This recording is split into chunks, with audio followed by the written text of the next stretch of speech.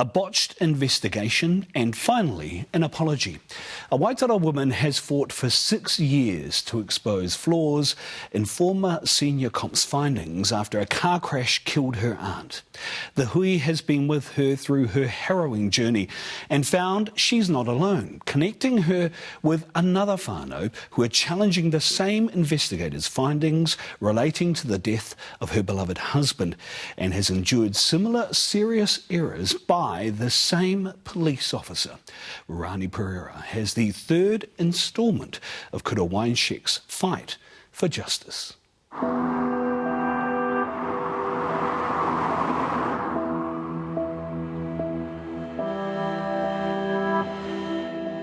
The All Blacks descend on Ōtepoti for the final Bledisloe test, and anticipation is in the air.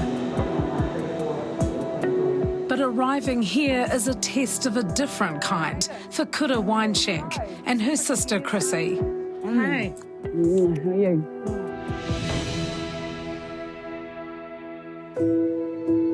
The hui first met Kura and her whānau in 2018. A year after, the camper van she was driving around Southland was hit by an oncoming car, killing her aunt, Cherie Bidwa, instantly. It landed on the other side of the road facing that way, on the right-hand side. I just remember waking up smelling fumes. Yeah, it wasn't pretty. Do you blame yourself, Kura? I know I didn't cause it.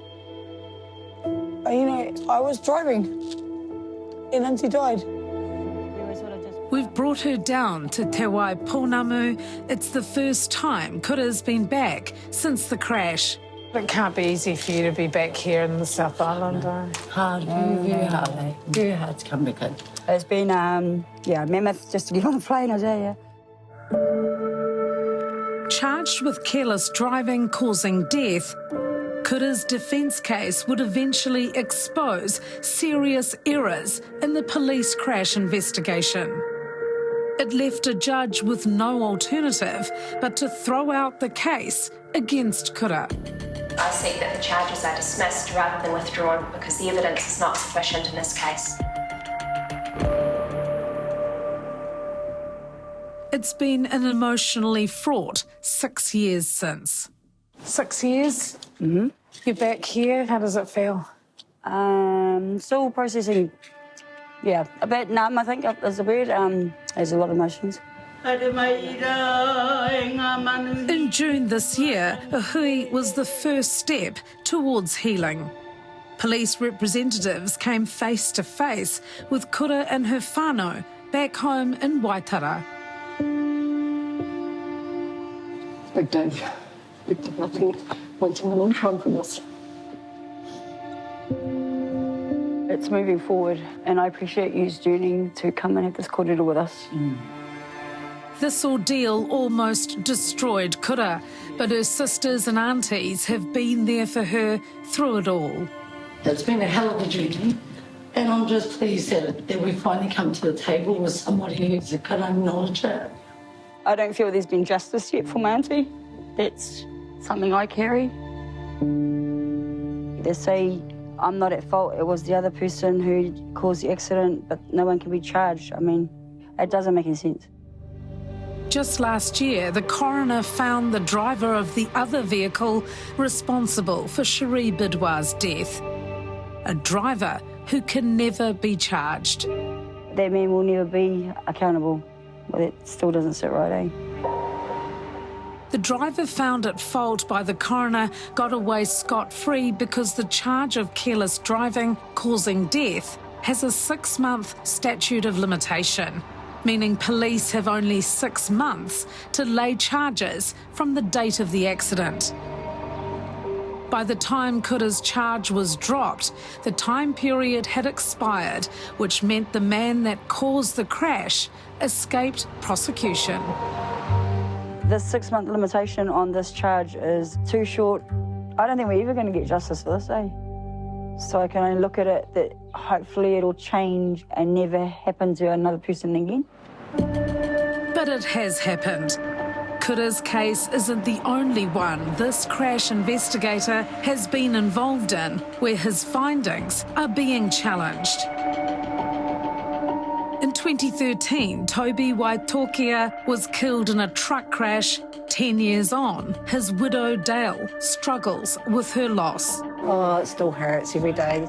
He was, the love of my life, and it's not a day goes by I don't think about him because he's everywhere, He's everywhere.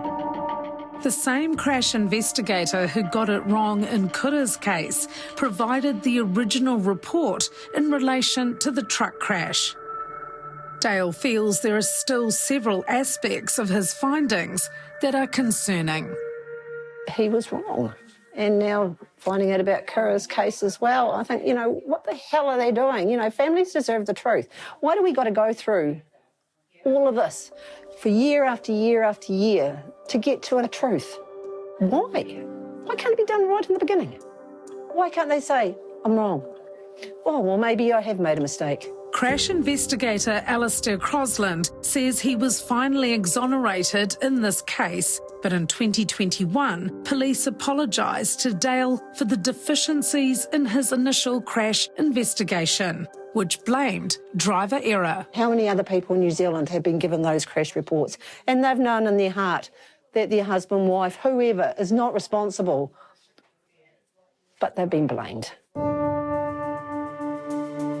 The injustice they have both endured has compelled Kura Wijnschenk to make the painful trip back to Southland to meet Dale in Tapanui. Hey, I'm Kura. I'm Dale.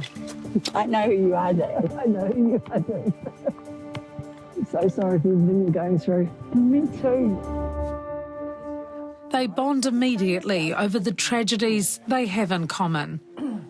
When you know something's not right, it's worth fighting for. People say to me, let it go. Why don't you let it go? I said, can't. All we want is the truth.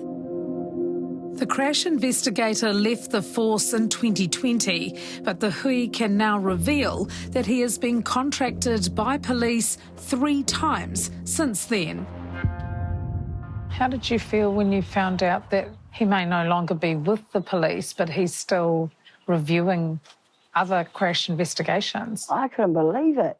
I cannot believe it. That was a shock moment for me.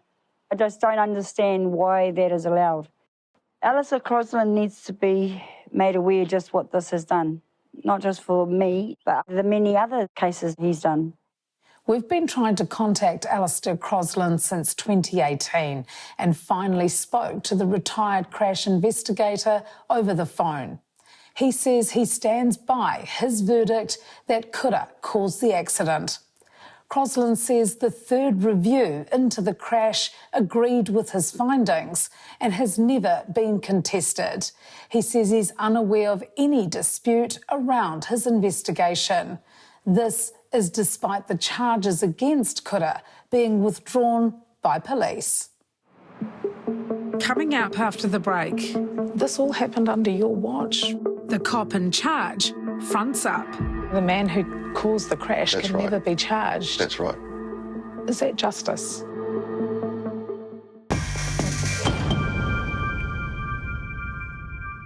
The last time the hui met Kura Wijnschenk was in court when police withdrew serious driving charges against her in 2018. After many delays, an inquest into her aunt's death last year also cleared Kura of causing the crash. And finally, police accept our invitation to explain how this tragic case went so badly wrong. The crash investigator who blamed her for the fatal accident stands by his findings that Kura was at fault. Here's Rawani Pereira with the second part of her story. In 2018, Kura Wijnschenk was charged for the accident that killed her aunt. But the crash investigator's report was seriously flawed. And this is not the only one to have been found with errors. District Commander for the Southern Region, Paul Basham, was his boss. It's all right, I didn't wreck your mic, that's the main thing. It's only water. He was the cop in charge throughout that time. This all happened under your watch. What do you have to say about that?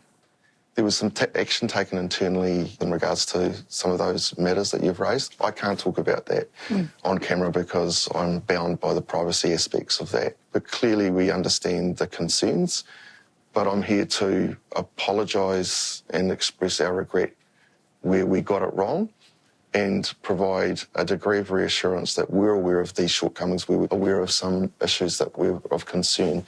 We did take action. Do you have confidence in Constable Crosland? You worked with him for over a number of years. I'm told he is highly qualified and very experienced and that his peers have confidence in him.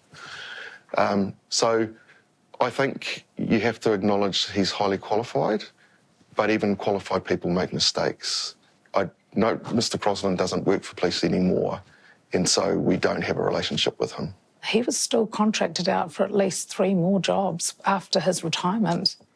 So that shows that you have some level of faith still. He wasn't contracted out from my district. How would you rate his handling of Cherie Bidwar's investigation? Well, clearly his report was found to have been wrong. There are 2 other experts that have found that his report was wrong, and ultimately the coroner has taken that view as well. What were the greatest mistakes that were made in that case? Timeliness. I think when the defence raised a concern, police took that seriously. We got another report. Obviously, we then had 2 other reports that were at odds with the original report, and we took the appropriate action at that point, which was to withdraw the charges. I think timeliness may have provided a better outcome. But unfortunately for the whānau, with the 6-month statute of limitations, the man who caused the crash can never be charged. That's right. Is that justice? Well, no, clearly it's not, and that's one of the things that we're here to acknowledge today and apologise for. It's not for me to talk about whether the law's appropriate. That's for the legislature and politicians and judges. We work within the law. 6 months is quite a tight time frame. Police told the hui they looked into trying to reopen Kura Wijnshenk's case to see if they could charge the driver of the vehicle responsible for the fatal crash. The legislation, I'm advised, doesn't allow for that. Have you looked into Yes, it? taken advice on that. Yeah, that's what I'm told.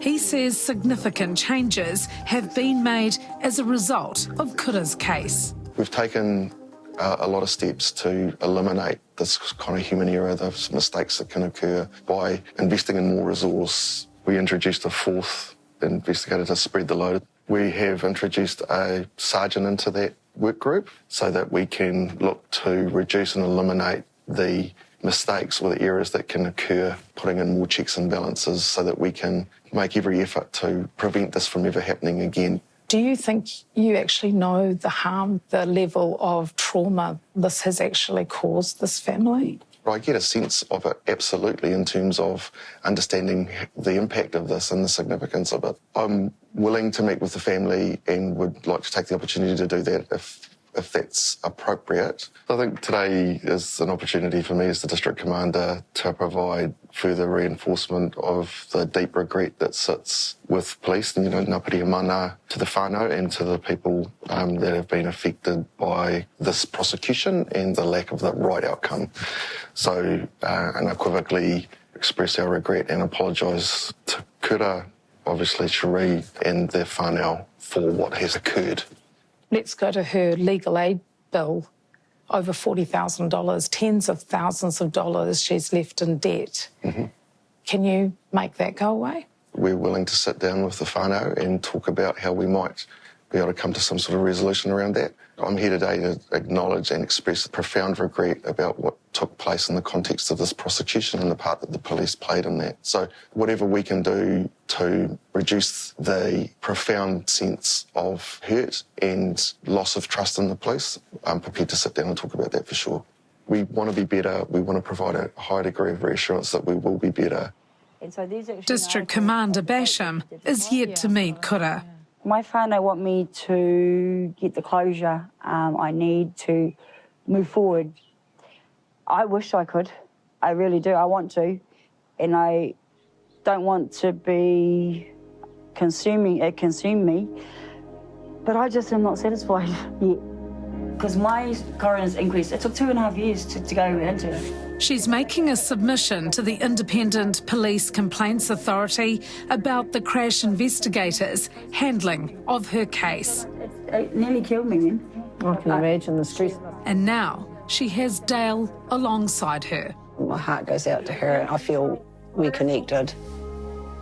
It means everything to know we're going to help her with her fight and she probably will be there for our fight, and that we can follow this journey together, you know, no matter where we live.